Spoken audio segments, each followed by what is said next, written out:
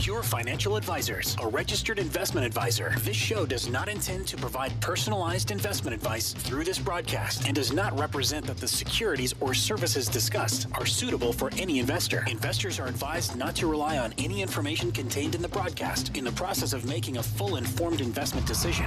This is Your Money, Your Wealth on Talk Radio 760 KFMB. Now, here's Joe Anderson and Big Al Clopine.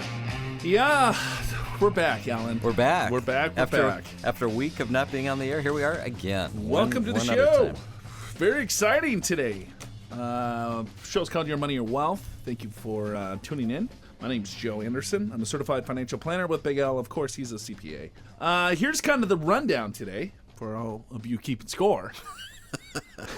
For our, second show of the year. Yeah, how about that? Exciting. Yeah. What do we got? We got a great guest today. He wrote a book, The Thin Red or Green Line. Thin Green Line. Kind of, it's not as hard to get there as you think, but it's hard to stay above the line, It too. is. Well, what is the green line, Al? Well, it's wealth. It's wealth is right. Yeah. So stick around for that. That's a great book. Yeah, it is good. I would encourage some people to check that out. This guy interviewed hundreds of multi-millionaires, billionaires, and just looking at what is the secret to success. Right. And how do you do it? And is there any magic potion? So stick around. We'll get that gentleman on the line.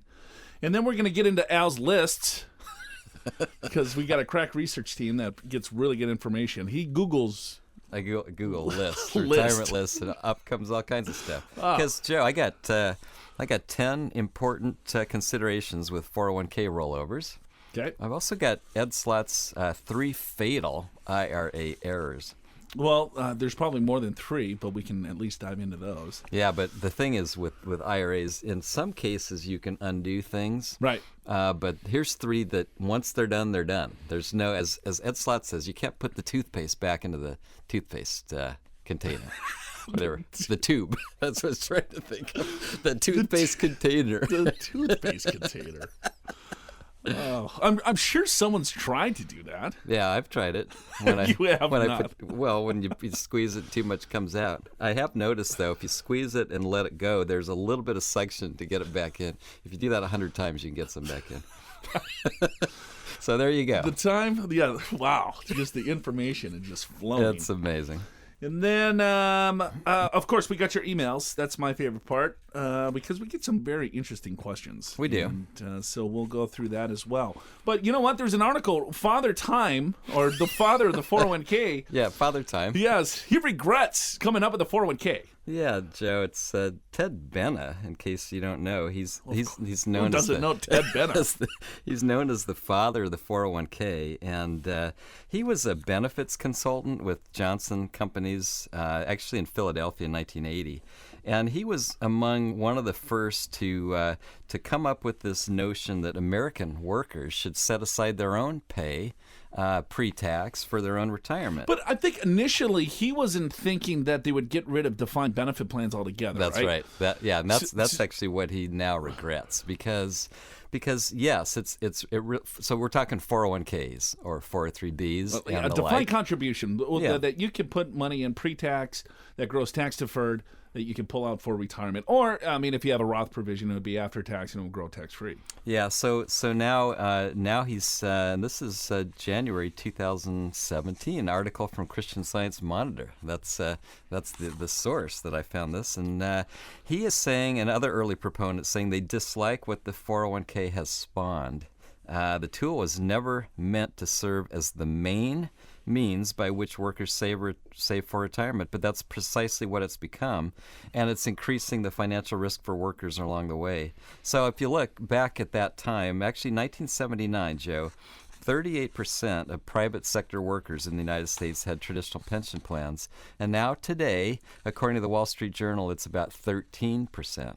Right, so that means so that's the private sector. So that's private sector. Government sector still has pension plans, but so what does that mean? That means that we now all have to save ourselves in our 401k, and not everyone has the discipline to be able to do that. And even if they do it, how do you invest? A lot of people don't have the expertise to know how to invest their 401ks. So to round, 40% back in 1980, now to about 10% today. Yeah, in round numbers. And I would say that 10% number will probably be, 5% in the next few years, too. It continues to go down because the cost of pension plans is more and more expensive, and that's because we're living longer, right? And so... Well, there's two... I mean, I think sometimes when people hear pension, they sometimes refer to their own 401k plan. So let's look at the distinction here. Right. So there's two different types of retirement plans on a high level: defined benefit and defined contribution. A defined benefit is just that. The benefit is defined for you by how many years of service that you work for your company, what's your paycheck, right? So they take a look, all right, Clopine, you've been working for me for 35 years. Your highest 5 years was $80,000 or something like that. And so then they look at that, and what your age is when you start collecting your benefit, then they do a formula and say, all right, well, we'll give you $65,000 per year for the rest of your life. Right. Great plans, Sure. Defined benefit plans. So the company took all the risk. They put the money into the plan.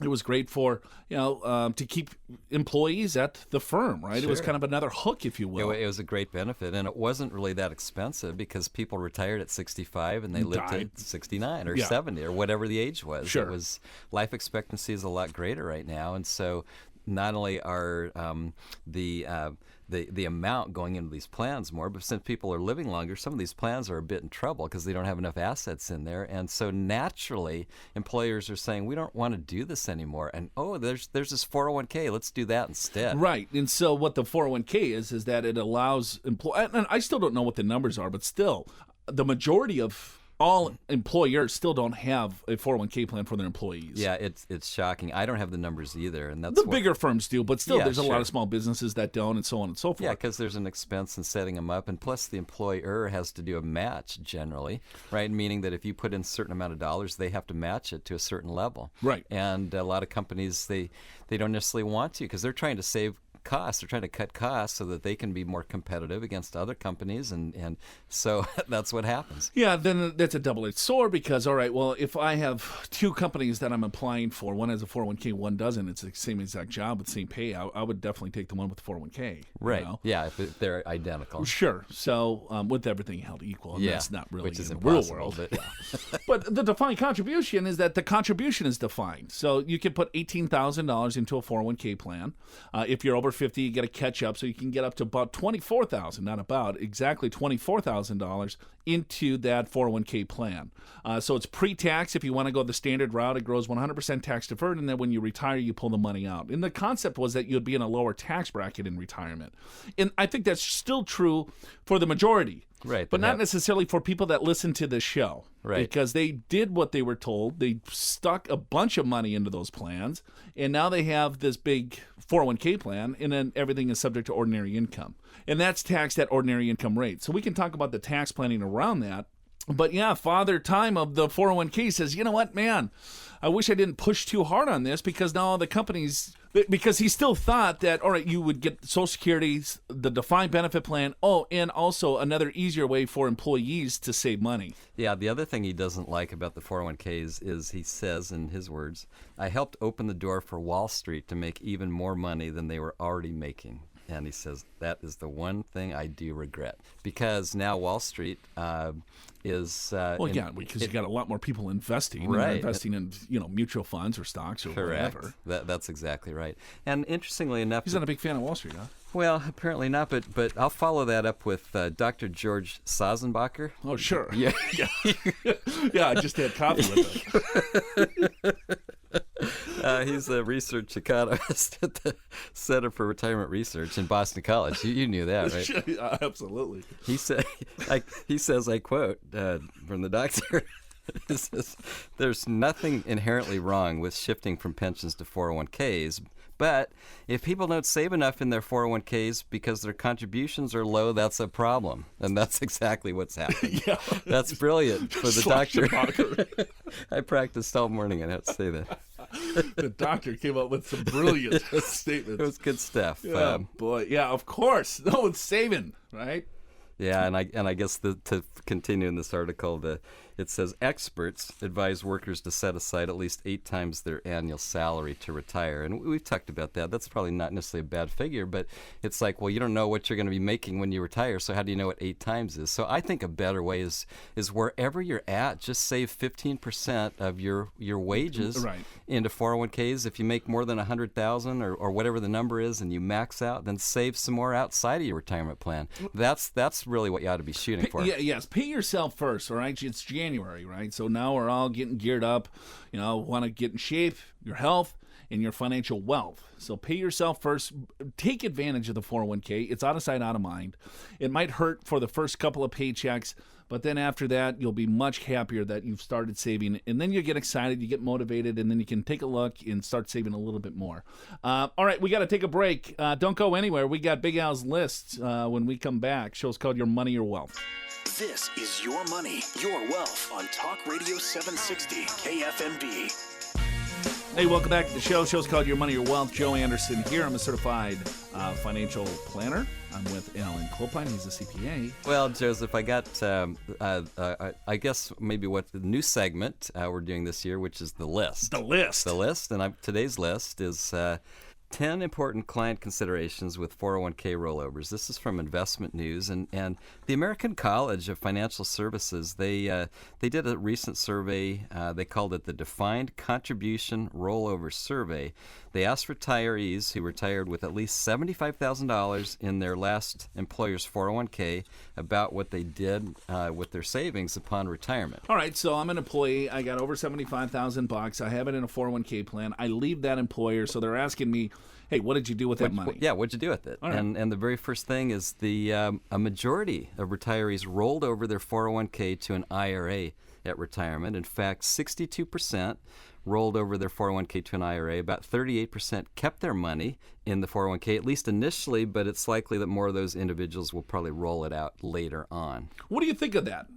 Well, it's a great question. I mean, there's certainly pros and cons of rolling it out versus keeping it in your 401k, and I think we get asked that question a lot. I mean, on the pro side, rolling out to an IRA, you probably have more investment choices than in your 401k. Usually in a 401k, you might have 20 or 30 investment choices. Yeah, some of them now are some are a lot more, and some 401ks have a brokerage account where you can invest in anything. So it doesn't apply to everyone, but I'm just talking generally. You might have more investment choices in an IRA. And some people like the fact that when it's an IRA, they feel like they have complete control over it. Right, and consolidation, it's easier to manage, right? Because let's say if you have 5 different accounts, how are you going to rebalance that, right? And then there's a lot of overlap a lot of times when it comes to required distributions. If you have multiple plans, you have to take that distribution out of each of those different plans. Yeah, and I think a lot of people don't recognize that. So if you had like 6 IRAs, you only have to take one required minimum distribution out of one of those accounts for all 6. But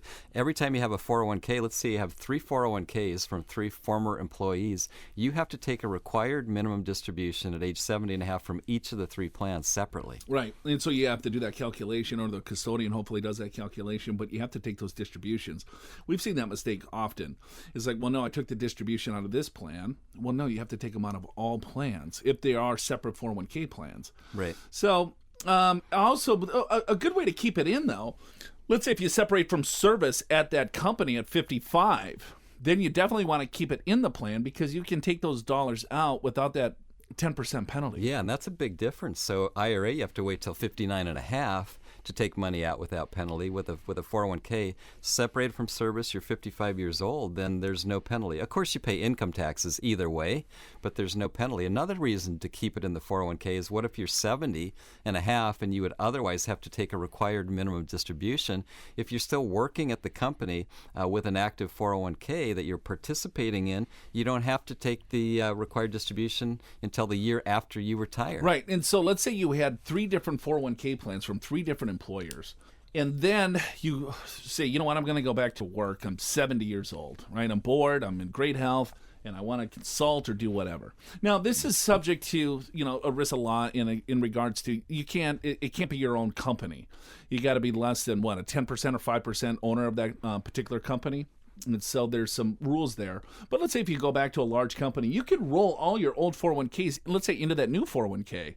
That avoids the required distribution until you retire. So if you're making income, a lot of times, taking that RMD or the mandatory distribution out of your retirement accounts at that age might pop you up into a higher tax bracket, and you're not necessarily needing the money anyway. So it might make sense to roll it to avoid that additional income. You still get the tax deferral. It's still invested. So there's there's pros and cons. And so, the problem with the radio is that people just listen to, just a snippet of it. So they heard the first three things we said, but not the other three. Right. And so it's like, okay, well, should I roll it? Should I keep it or whatever? Everyone's situation is completely separate. So you really have to take a deeper dive to decide which is right for you. Now back to Your Money, Your Wealth on Talk Radio 760 KFMB. Hey, welcome back. Show's called Your Money, Your Wealth. Joe Anderson, Big Al Clopine hanging out. Thanks for tuning in. We're getting into the lists. Yeah, we are, Big Joe. Al's list. We're talking about 10 important client considerations with 401k rollovers, and this is a survey by the American College of Financial Services, and they talked to those that had just retired with at least $75,000 in their 401ks, and they found a few things. One was that clients view their rollover decision as an important retirement decision. 96% of respondents stated the decision to roll over or keep the money in the 401k was viewed as a very important decision for their retirement security, which I agree with. It is an important decision. I mean, that's the only money that you'll have, right? When you retire, Right. You've accumulated X. You're retired, right? Right. So you're not saving any more money. You're not earning any more money. So you have to be careful with this decision. Well, you do, and you have to be careful who you're talking to about this decision, because in some cases, maybe the fees and costs inside your 401k are less than this broker that you found and whatever investments they're going to recommend. Ripping on brokers. I'm just not all of them, but I'm just saying it could be. Okay. Yeah, it could be. And related to that, Joe, is that the rollover decision can be a stressful one. According to 42% of respondents, they were really stressed out. Oh, my God. Can't sleep. But after they did it, relieved. Clients feel confident that the rollover decision was the right one. 92% said they would do it again. Yeah, give me more money. I'll keep rolling. So anyway, just some thoughts there. But here's another one. Clients want good investment performance. Who doesn't, right? Right? Imagine that. But 88%, comment on this, Joe? And this is just perception by those that did these rollovers. 88% believe that they would get better performance after the rollover. That's ridiculous. In other words, their IRA is going to earn more than their 401k. Absolutely not. I mean, I suppose if you had terrible investments inside the 401k, but generally you could have somewhat similar investments in either one. Very similar. You may have more choices in an IRA, right? I mean, I guess we have to define what they think of superior investment performance is. Right. Right.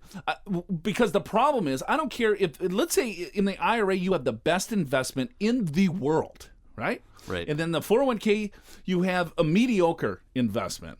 You move it into this best investment, the market tanks.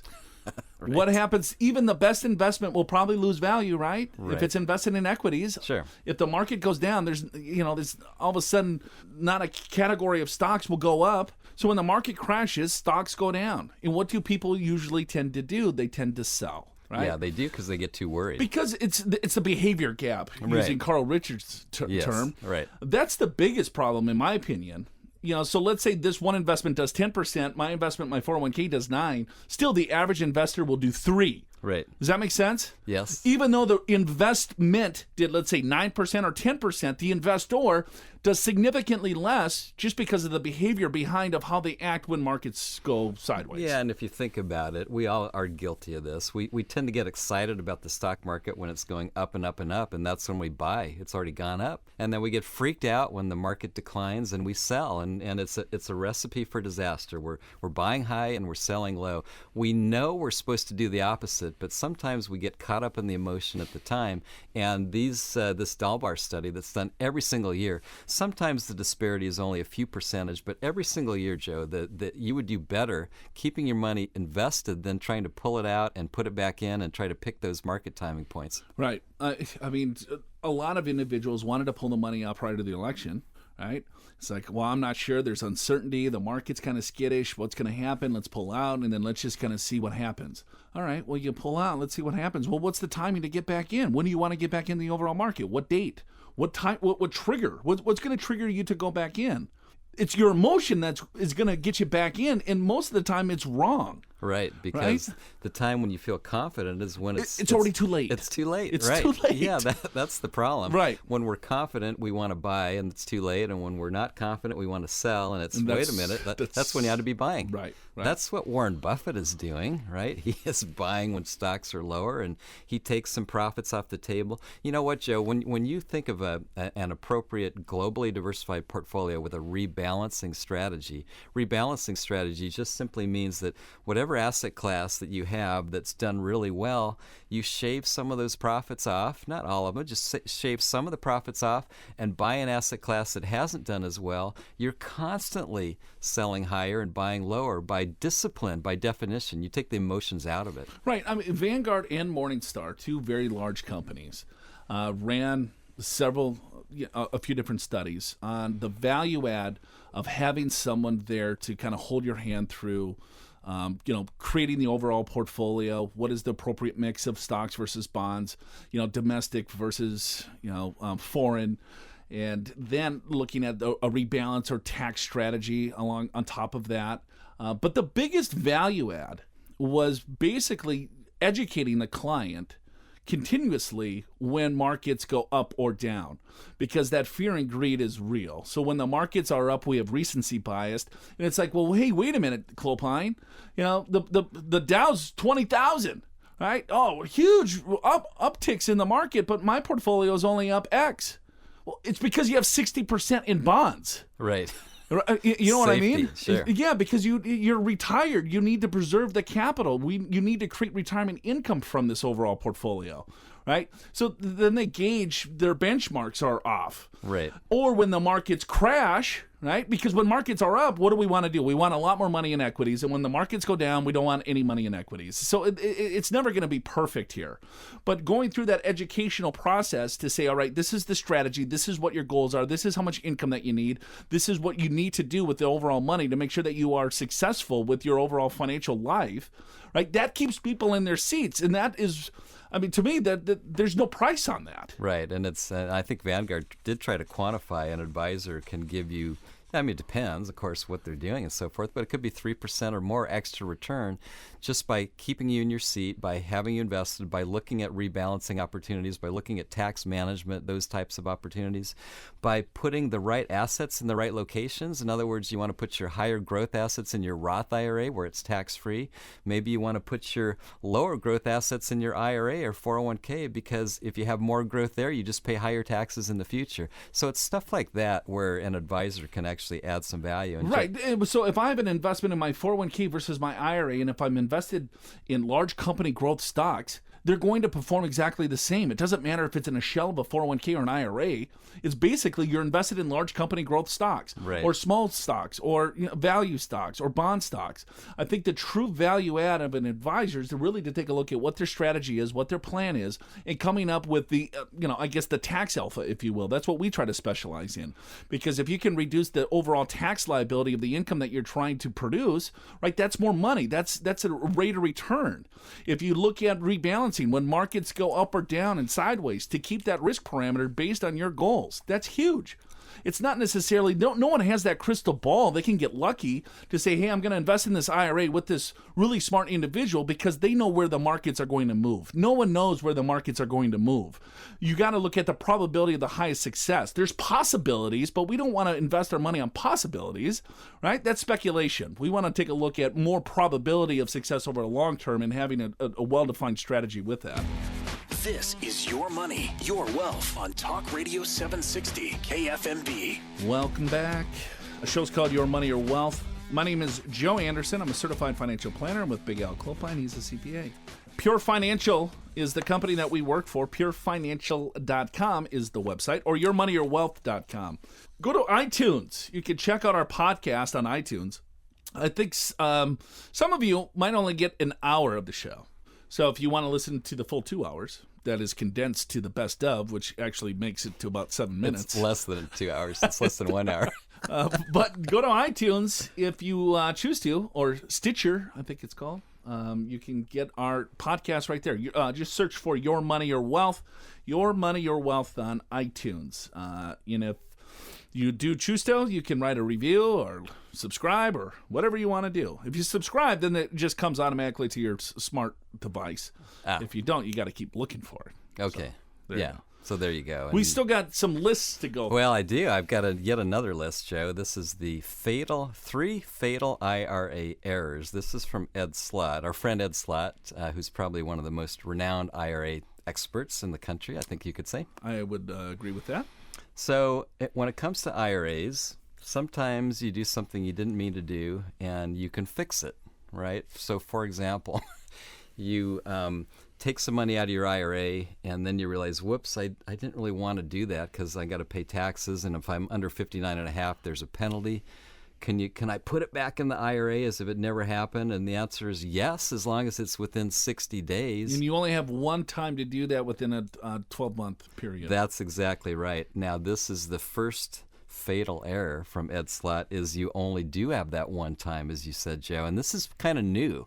This is a new law that it was from a court case, and I would say this is now, about 2 years old, something like that. Not a lot of people know about it, because it used to be that you could take money out of IRA number 1 and hold it for 60 days and then put it back, and then take money out of IRA number 2 and hold it for 60 days and put it back. But people would take money out of IRA number 1 and then they would pay it back with IRA number 2. That's exactly right. You bet. And that was actually okay. And so essentially, as long as you had 6 or 7 IRAs, you could just keep doing the shell game year after year. Just open up 50 of them. So the IRS, got $10 in each. IRS finally said, nah, we're going to consider every single IRA as if it were one IRA. I don't care if you have 50 IRAs. It's like you have one IRA. You can do this just once a year. So it's that 60-day rollover. And as a consequence, people that had no intention of trying to avoid taxes are getting caught with this. For example, here's a case where maybe an individual pulled out $1,000 out of their IRA just because their cash flow was low, and they put it back in within the 60 days. Great. Maybe that was 8 months ago. And then they decide to go to an advisor. There's $3 million in an IRA that they want to roll over into another account. And they forgot to tell the advisor that they did a rollover, right? 5, 6, 7 months earlier. And if that rollover happens, if it's a rollover to where the client gets the money or gets a check with their name on it, then that's considered a full distribution. And because the other rollover already happened, this one is a full distribution, Taxable. Full taxes, and if you're under 59.5, full penalty. So you lose half. Yeah, you'd lose half. 1.5 million. You would absolutely lose half, maybe even more, right? So that's one thing, that if you're moving money around, make sure you do a direct trustee to trustee transfer. In other words, you got money at Fidelity and you want to send it to Vanguard, or vice versa. I don't care, but you have the institutions send the money to each other. Yeah. Yeah, you don't want to have receipt of that money. Yeah, another one, Joe, is sometimes when we were just talking about 401ks in the last segment, you want to roll over your 401k or roll out your 401k to an IRA. The 401ks sometimes will force you to take a check, but you want to make sure the check is written to your custodian, like Vanguard, Fidelity, and that's still considered to be a direct trustee to trustee transfer. If the check is written out in your name, that's a 60-day rollover, and you can only do one of those a year. So be careful of that one. Yeah, I mean, it gets so confusing too. So let's say you can do rollover, direct rollover, transfer. I mean, which one do I check? Yeah, and whatever. right? Should I do a rollover? I heard rollovers, right? But then if you do a rollover, then it's money's going to you. If it's from a 401k, they automatically withhold 20%, and you got to come up with the 20% and put it in within 60 days.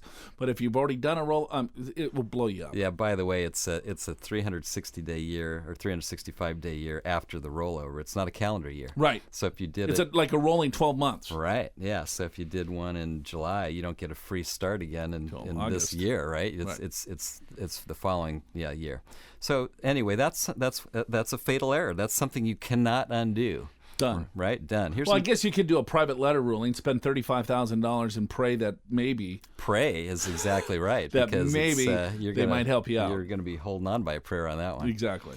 Here's another one, Joe, that's it's irreversible. And this is when you have a non-spouse rollover, like a kid. Like, let's say you inherit an IRA from your father or mother, and you roll it over into your own IRA because you think, I mean, it seems like that would be okay. Right. My mom and dad had stocks. Yeah. I moved that right into my brokerage account. Yeah, right. Yeah. They had a house. I moved into it. Yeah, right. Yeah. Right. That's So they got an IRA. Might as well move that right into my IRA. Let's clean this stuff up. Yeah, because I don't want all these IRAs. Right. I want to consolidate everything. And guess what? You may not realize this, but that's a prohibited transaction. Done. That's treated as a full distribution. Joe, we had a client, a few years ago that had a $1.6 million IRA, did that, and the consequences were dire. Unfortunately, yes. And I think, there's rules and laws when it comes to these retirement accounts, and they're infested with taxes. And it depends on what the competency is of the individual that's working with that account. It could be the individual owner. It could be a professional. It could be a family member, a friend, to say, well, this is what I did. And yeah, the individual, dad died, $1.6 million. He was about 30 years old. This was back in, 2008? Moved the $1.6 million into his own account, right? Lost in 2008 almost half of the balance. Because of what the market did. Because what the market did, right?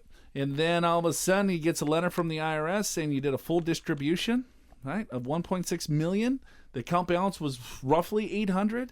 So the whole thing basically blew up on him. So $1.6 million. So the market took half, and the IRS took the other half because they taxed it as if it was $1.6 million. You got it. They didn't care what the balance was today. Yeah, they cared what it was when you rolled it. When you took it out of the account. Right. Crazy stuff. Right. Because the custodian sends that to the IRS. So the IRS now is all over these retirement accounts. There's $24 trillion in retirement accounts. Right? And the oldest baby boomer now is turning 70 and a half this year. Or was it last year? So now there's a lot of money in these accounts. And so we're looking at the death of the stretch IRA potentially, where now a non-spouse beneficiary could stretch out the tax liability over their lifetime.